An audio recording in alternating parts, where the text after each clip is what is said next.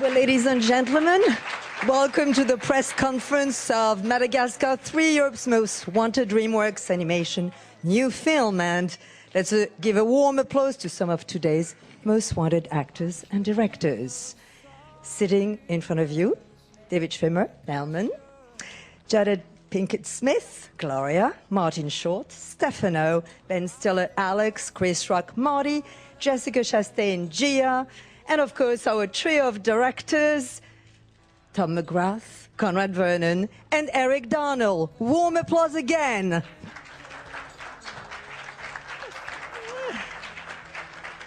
Directors, obviously. Eric Darnell and Tom McGrath, you started giving life to this highly successful franchise, with Conrad Vernon joining you behind the camera. How would you describe the creative dynamics between the three of you to create this wild ride through Europe? Take it away, Tom. In the early 70s, Jeffrey Katzenberg plucked us out of kindergarten and trained us in a secret underground fortress to become an elite team of cartoonists. Actually, we've been very good friends spanning decades. We've all been involved with these movies. It's rare that a team gets to follow through with a franchise or 3 movies, so we feel really grateful and to work together as friends. And we're able to divide and work more intimately with the 600 artists who make these films. You agree? All of you? Yeah, so it makes it, in a sense, easier for us because we do share the vision. And we know that if one of us is in New York recording one of our actors and another of us is with the production design team looking at the art and someone else working with animation, that we can all come back together again, and we do have this shared vision. So as Tom said, you know, we've got hundreds of incredibly talented artists, and it just gives us an opportunity to be more intimate with them. And you know, we sort of think alike, but I think together, you know, the whole is greater than the parts, and so it works out great for us. No, I do. I love the movies, and actually over the years, it's become much more.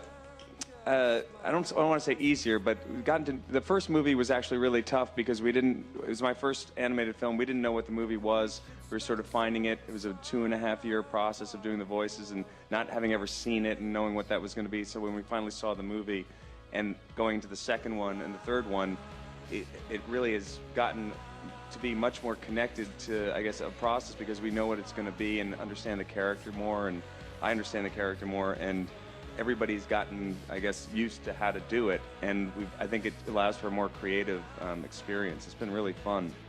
So the last one was actually the most fun. We also had Noah Baumbach, you know, write an amazing script with Eric, and so that really helped too. I think, so the process has become more and more fun, really. To have this opportunity and to be part of a creation like this. I love animation, I always have. And just as an actor, it gives you an opportunity to work a different muscle. You know, all you have is your voice, which was quite a unique experience for me, and I have to agree with Ben. It took a minute to get used to the process, but I feel like we all pretty much have it now. You have it now too, David, right? Yeah, it feels like putting on a really your favorite comfortable jacket, you know, that you know, you break it out of the closet every now and then, you're like, oh my god, this feels great. And it's really fun being in that recording studio and just playing. Kind of, it's like a childlike process of using your imagination, and then it's amazing to see the end result when they cut all of our stuff together and it's painted and finished, and the sound and the music. I'm stunned. First of all, when you're doing something that's established, all the trust has been realized because you know that the first 2 are spectacular, so you just kind of feel very relaxed in doing it. And also animation I kind of adore because there's no rush. You can try everything. You can improvise, you can try this voice, that voice, and time is spent because there's not this frantic urgency of in front of the camera. So I find it's wild. With the circus scene that we did, it was pure imagination, but we started off saying, well, we need to do something to beat Cirque du Soleil, which was a huge bar that we set for ourselves. But the process that we used was quite interesting because we got the art team together and we just started imagining how we would take the typical circus acts and bring them to another level with our characters. So for instance, instead of just doing a tightrope, let's have Gloria and Melman dance on 5 tightropes, and then the art department would visualize that for us. And so through that process of going back and forth, inventing the act and getting artwork that reflected it, we kind of came up and started cutting with the music our circus.